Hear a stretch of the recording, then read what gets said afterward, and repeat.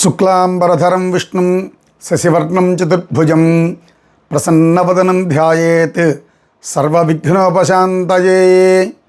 గురుబ్రహ్మా గురుర్విష్ణుః గురుర్దేవో మహేశ్వరః గురుస్సాక్షాత్ పరబ్రహ్మ తస్మై శ్రీ గురవే నమః. మా శ్రేయోభిలాషులందరికీ కూడా ఉగాది శుభాకాంక్షలు తెలియజేస్తూ మనమందరం కూడా ఉగాదిని ఎలా జరుపుకోవాలి, ఉగాది అంటే ఏమిటి, ఈ సంవత్సరం ఉగాది పేరేమిటి, దానిలో ఉండేటువంటి అర్థం ఏమిటి అనేటువంటి విషయాలు ఒక్కసారి మనమంతా ఆలోచిద్దాం. అయితే ఉగాది అసలు పదం ఉగాది కాదు, దీని పేరు యుగాది. యుగాది అంటే యుగము ప్రారంభమైనటువంటి రోజు, కలియుగం ప్రారంభమైనటువంటి రోజు. అయితే దీన్ని మన తెలుగు వాళ్ళం, కన్నడీయులు వీళ్ళందరం కూడా సంవత్సర ప్రారంభము అని చెప్పి ఈ సంవత్సరాన్ని మనం ఇట్లా ఈ రోజు నుంచే ప్రారంభం చేసుకుంటున్నాం. ఈ సంవత్సరాన్ని మనం హైందవ ధర్మంలో చైత్రమాసంతో ప్రారంభమై ఫాల్గుణ మాసం వరకు జరిగేటువంటి రోజులన్నీ కలిపి ఒక్క సంవత్సరం మనకు లెక్క. అట్లా ఈ సంవత్సరం పరాభవనామ సంవత్సరం. అయితే ఈ పేరులోనే చాలా ఇబ్బందికరమైనటువంటి విషయం ఉన్నది. పరాభవం అంటే ఓడిపోవుట. అంటే ఈ సంవత్సరం అందరం ఓడిపోతామా? కాదు. ప్రతి సంవత్సరానికి ఒక్కొక్క పేరున్నట్లుగానే ఈ సంవత్సరానికి పరాభవ. ఇప్పుడు చూడండి, ప్రభవ, విభవ ఇట్లా సంవత్సరాలన్నీ లెక్కేస్తే మధ్యలో వచ్చే కొన్ని సంవత్సరాల పేర్లు కూడా క్షయనామ సంవత్సరం అని, తర్వాత తర్వాత ఇప్పుడు వచ్చేటువంటి పరాభవనామ సంవత్సరం అని అనేక రకాలైనటువంటి పేర్లంతా మనకు ఉన్నాయి. వాటిల్లో కూడా విపరీతార్థాలు వచ్చే పేర్లు చాలా ఉన్నాయి.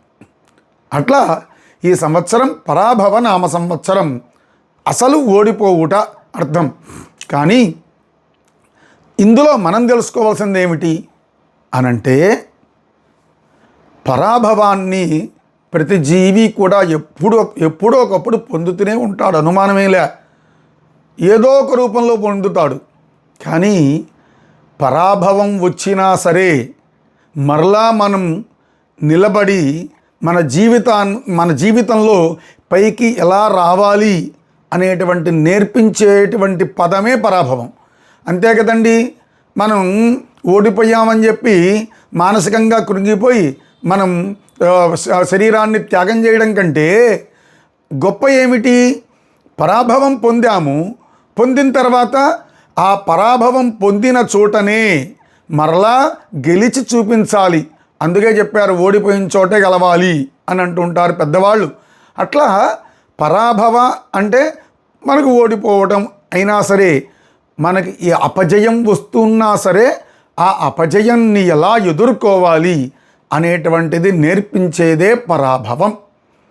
సరే, ఈ సంవత్సర నామం అలా ఉంది. మరి ఉగాది రోజు మనం ఏమేమి చేయాలి అంటే, సూర్యోదయాత్ పూర్వమే నిద్ర మేల్కాంచాలి, నిద్ర లేవాలి.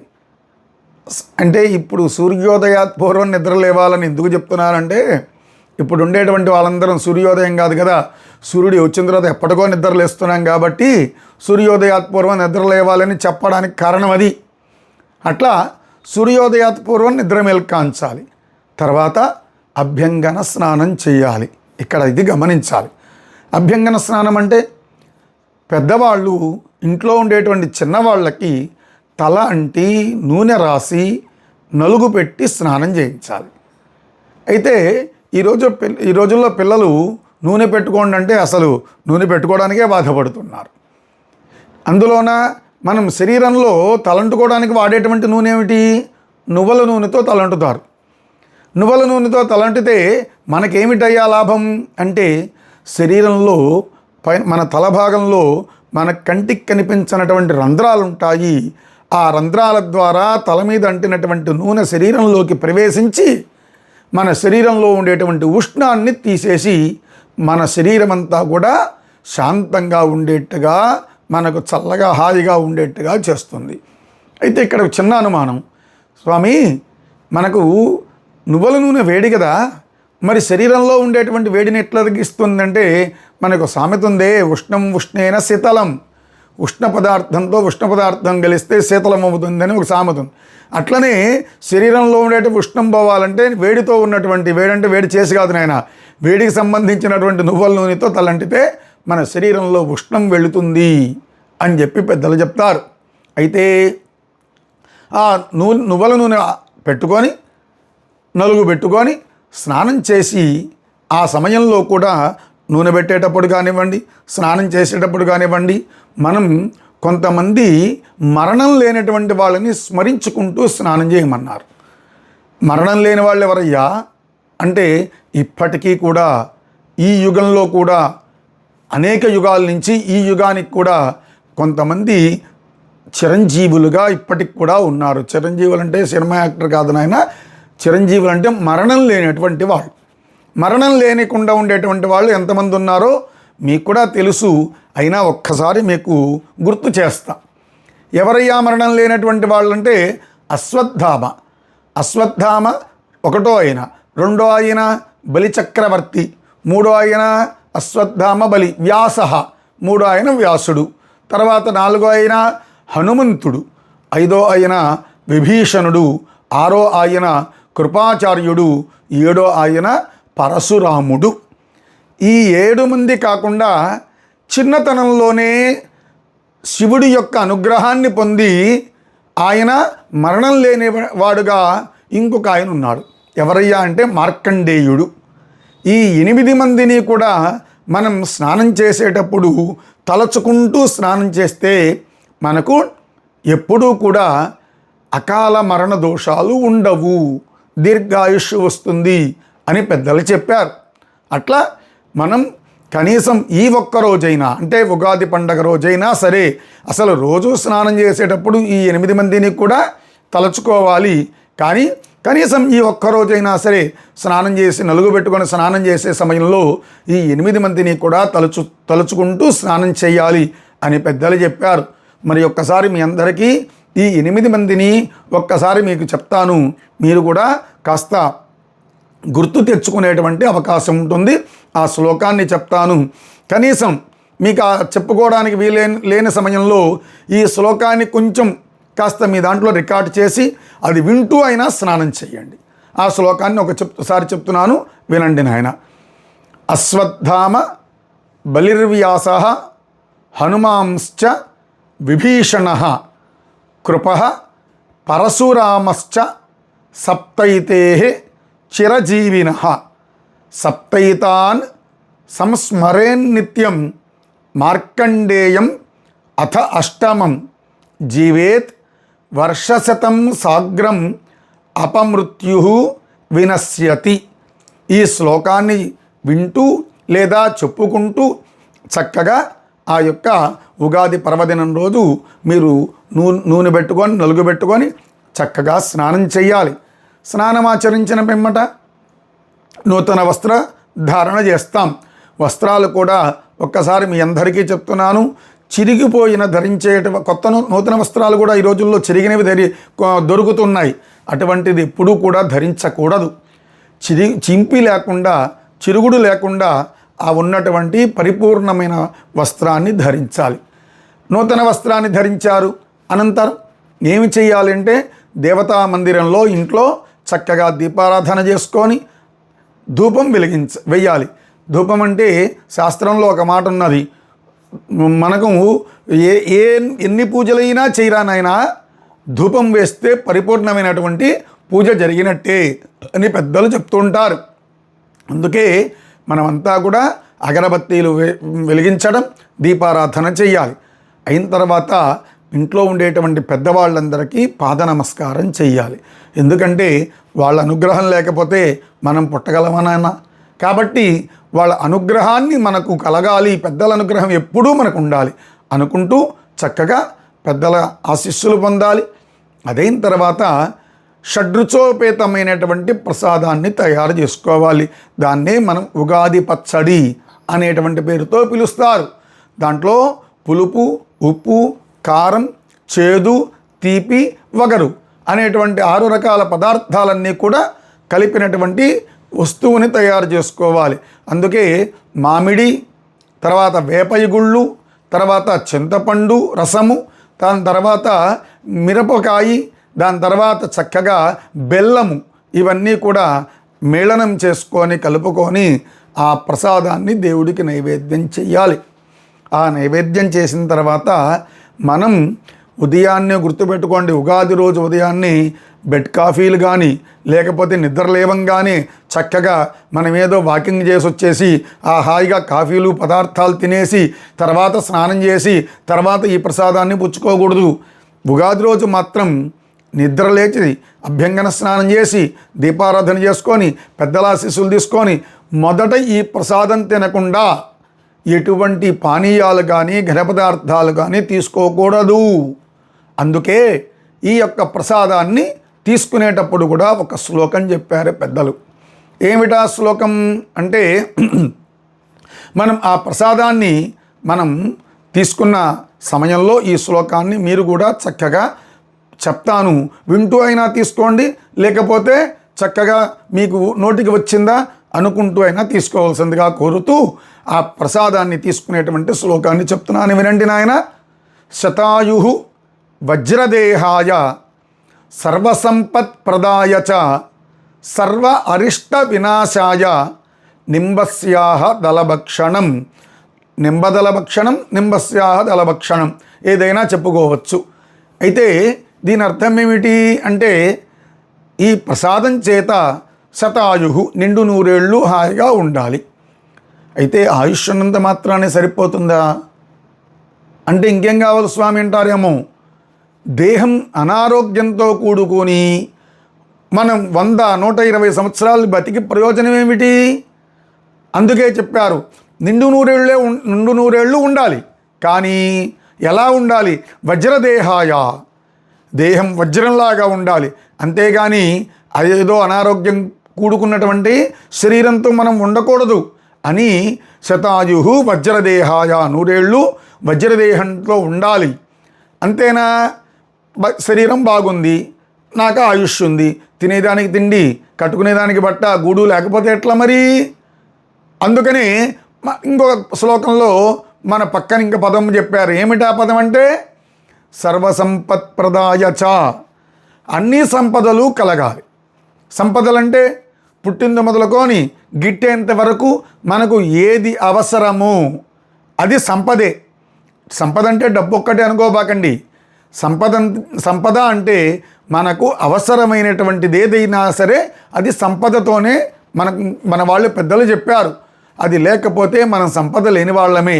కాబట్టి సర్వసంపత్ప్రదాయ చ, ఇక సంపదలు ఉన్నాయి, తర్వాత చక్కగా మనకంతా కూడా ఈ యొక్క వజ్రదేహం ఉంది, ఆయుష్ ఉంది. మరి అరిష్టములు, కష్టాలు వస్తే ఎట్లా మరి? అందుకే చెప్పారు చివర్లో శతాజరు వజ్రదేహాయ సర్వసంపత్ప్రదాయ చ సర్వ అరిష్ట వినాశాయ. అరిష్టములు అంటే బాధలు, కష్టములు అనుకోండి, అవన్నీ కూడా తొలగి ఈ నింబదల భక్షణం చేత ఈ ప్రసాదం పుచ్చుకున్న ఈ వ్యక్తి నిండు 100 ఏళ్ళు వజ్రదేహంతో సంపదలతో ఏ కష్టము లేకుండా జీవించాలి. ఎంత గొప్ప సాంప్రదాయం మంది. అందుకే చెప్పారు సర్వే జనా సుఖినో భవంతు, అందరం సుఖంగా ఉండండి, అందరం సుఖంగా ఉండాలి అనేటువంటి పదం ఇచ్చినటువంటి హిందూ ధర్మం పెద్దలకి, ఋషులకి ఎంత మనం రుణపడిపోయి ఉన్నామో. అట్లా ఈరోజు ఈ శ్లోకం చెప్తూ ఆ ప్రసాదాన్ని తీసుకోవాలి. అయితే ఇంకొకసారి ఆ శ్లోకం చెప్తాను, నిదానంగా చెప్తాను. ఈ 2 రోజుల్లో నేర్చుకోగలిగిన అదే ఈ ఉగాది రోజు నేర్చుకోగలిగిన వాళ్ళు నేర్చుకొని ప్రసాదం పుచ్చుకోండి, లేదా వింటూ అయినా ఆ ప్రసాదం పుచ్చుకోవాల్సిందిగా కోరుతూ మరలా ఇంకొకసారి చెప్తున్నాను, వినండి నాయన. శతాయు వజ్రదేహాయ సర్వసంపత్ ప్రదాయ చ సర్వ అరిష్ట వినాశాయ నింబస్యాహ దళభక్షణం. ఈ శ్లోకం చెప్పి ప్రసాదం పుచ్చుకోవాలి. అనంతరమే ఏమిటి? అనంతరమే మనం ఇంకేదైనా ఆహార పదార్థాలు తీసుకునేటువంటి అవకాశం ఉంటుంది. అనంతరం ఈరోజు ఏం చేయాలి? ఉగాది రోజు మనం చక్కగా ఏదైనా దేవాలయానికి వెళ్ళి దేవతా దర్శనం చేసుకోవాలి. ఆ దేవతా దర్శనం చేసుకున్న పిమ్మట ఎప్పుడూ గుర్తుపెట్టుకోండి, ఈ హిందూ క్యాలెండర్ ఉంది చూడండి, హిందూ మన యొక్క పంచాంగం, ఈ పంచాంగ శ్రవణాన్ని చేయమన్నారు. పంచాంగములు అంటే తిథి, వార, నక్షత్ర, యోగ, కరణాలు. అయితే ఎందుకయ్యా ఈరోజే పంచాంగ శ్రవణం చేయాలి అంటే, మనకు ఈరోజు పంచాంగముల పఠనం ద్వారా అంటే వినడం ద్వారా ఈ సంవత్సరం ఎలా ఉంటుంది, నాకు ఈ సంవత్సరంలో ఏ మార్గాన్ని నేను ఎంచుకొని ఎలా వెళితే నేను దాంట్లో విజయం మనకు చేకూరుతుంది, లేకపోతే అపజయం వస్తుంది. కాబట్టి మన సూచన అంటే సూచిక అంటారు దీన్ని కూడా. సూచిక అంటే నాన్న నీకు ఈ సమయంలో ఇలా ఉంటుంది కాబట్టి జాగ్రత్తగా ఉండు, ఈ సమయంలో బాగుంటుంది కాబట్టి నువ్వు ముందుకు సాగు అని చెప్పేటువంటి ఒక మంచి మార్గం ఏదైనా ఉంది అంటే అది పంచాంగం.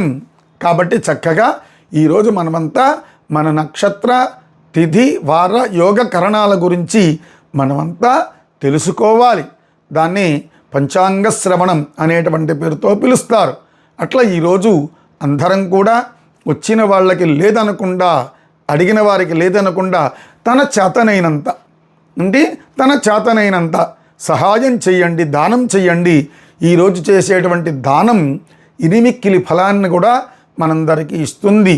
అట్లా ఈ యొక్క ఉగాది రోజు మనం ఇలా చేసుకోవాలి. ఇంకొక మాట కూడా ఉంది నాయన, ఏమిటంటే ఉదయాన్నే అభ్యంగన స్నానం చేసి నూతన వస్త్రాలు ధరించి దీపారాధన చేసుకొని ఇంట్లో చక్కగా ఆ ధూపం వేసుకొని ఆ తర్వాత పెద్దలకి నమస్కరించి ప్రసాదం షడ్రుచోపేతమైన ఉగాది పచ్చడిని స్వీకరించి అతి ముఖ్యమైన పని అప్పుడు ఒకటి చేయాలి. ఏమిటయ్యా అంటే ప్రతి ఇంటి మీద, ఇది గమనించాలి, ప్రతి ఇంటి మీద కాషాయ ధ్వజాన్ని ఎగురవేయాలి, కాషాయ ధ్వజం కట్టాలి. ఈరోజు ఈ యొక్క ఉగాది రోజు మన ప్రతి ఇంటి మీద ధ్వజారోహణం చేయమని మనకు ఒక హైందవ సాంప్రదాయం చెప్పున్నది. పెద్దలంతా చేస్తూ వచ్చారు. కాబట్టి మీరందరూ మీకు చేతనైనంత మీ ఇంటి మీద కాషాయ ధ్వజాన్ని, ఎంత చిన్నదో పెద్దదో మీకు శక్తి కలగది, చక్కగా కాషాయ ధ్వజాన్ని మీ ఇంటి మీద తప్పకుండా ఎగురవేయండి. ఎందుకంటే ఎప్పుడూ కూడా ముక్కోటి దేవతల యొక్క అనుగ్రహం పైన ఆకాశంలో ఉండేటువంటి శక్తులన్నింటినీ కూడా మీరు గమనించండి. మనకు దేవాలయంలో ఎట్లయితే మనకు శిఖరాలు పెడతారో మన ఇంటి మీద కూడా ధ్వజం అనేటువంటిది ఉంటే ఆ దేవతాశక్తులు కూడా ఇంట్లో ఉంటాయి. ఆ ఇంట్లో ఉన్న దేవతాశక్తులు కూడా మనల్ని అనుగ్రహిస్తూ ఉంటాయి. అందుకే ఇంగ్లీష్లో చెప్తారు పాజిటివ్ వేవ్స్ అంటారే, ఎప్పుడూ కూడా ఇంట్లో నెగిటివ్ వేవ్స్ లేకుండా పాజిటివ్ వేవ్సే ఉంటాయి. అట్లా మీరందరూ కూడా తప్పకుండా ఉగాది రోజు ధ్వజారోహణ ఇంటి మీద మీరంతా కాషాయ ధ్వజాన్ని కట్టండి. అలా కట్టడం ఈరోజు ఖచ్చితంగా చేయాలి. ఇలా మనం ఉగాది పర్వదినాన్ని జరుపుకోవాలని మీరందరికీ తెలియజేస్తున్నాను. సాధ్యమైనంత వరకు ప్రతి ఒక్కళ్ళు నాకు తెలిసినంత వరకు, అంటే నేను పండితుండని కాదు నాన్న, నాకు తెలిసినంత వరకు నేను మీకు ఈ ఉగాది రోజు ఎలా ఉండాలో తెలియచేశాను. మీరు ఇలా ఉండి మీ ఉగాది పర్వదినాన్ని జరుపుకొని సకల దేవతల అనుగ్రహాన్ని మీరు ఇక్కడ గమనించాలి. అనేక పర్వదినాలకి దేవతలు పలాని వాళ్ళే ఉంటారు, ఫలాని వాళ్ళే ఉంటారు. ఉగాదికి మాత్రం ఈ దేవతని అర్చించాలనేటువంటి ఎక్కడా లేదు. అందరూ ముక్కోటి దేవతలని అర్చించేటువంటి పర్వదినం ఏదైనా ఉంది అంటే సంవత్సరంలో ఈ యొక్క మనకు ఉగాది మాత్రమే. అట్లా ఈరోజు ముక్కోటి దేవతల అనుగ్రహాన్ని మనమందరం పొంది మనమందరం కూడా కుటుంబంలో ఉండే ప్రతి ఒక్కళ్ళం కూడా ఆయురారోగ్య ఐశ్వర్యాలతో ఆనందంగా సంతోషంగా మనమంతా ఉండాలని, అలా ఉండేట్లు కలియుగ ప్రత్యక్ష దైవమైనటువంటి శ్రీ వెంకటేశ్వర స్వామి శాస్త్రంలో ఒక మాట ఉన్నది, కలవు చండీ వినాయకవు, చండీ దేవి కానీ విఘ్నేశ్వరుడు కానీ కలవు వెంకటేశ్వర, అని చెప్పి కలియుగంలో వెంకటేశ్వరుడని ఈ ముగ్గురు దేవతల్ని మనకంతా కలియుగంలో ప్రత్యక్ష ఫలాన్నిచ్చే దేవతలు అని చెప్తున్నారు. కాబట్టి ఆ ప్రత్యక్ష ఫలాన్నిచ్చే కలియుగ ప్రత్యక్ష దైవమైనటువంటి శ్రీ వెంకటేశ్వరుడు, ఆ చండీ పరదేవత, తర్వాత విఘ్నేశ్వరుడు మన కార్యాలన్నీ ఈ సంవత్సరం అంతా యథావిధిగా ఏ ఇబ్బందులు లేకుండా మనకంతా పనులు సజావుగా సాగి మన కోరికలన్నీ తీరి మనమందరం ఆయురారోగ్య ఐశ్వర్యాలతో ఉండాలని ఆ పరమాత్ముణ్ణి కోరుకుందాం. స్వస్తి ప్రజాభ్య పరిపాలయంతాం న్యాయేన మార్గేణ మహిమహీషాః గోబ్రాహ్మణేభ్య శుభమస్తు నిత్యం. లోకా సమస్తా సుఖినో భవంతు. మరి ఒకసారి అందరికీ కూడా ఉగాది శుభాకాంక్షలు తెలియజేస్తున్నాను.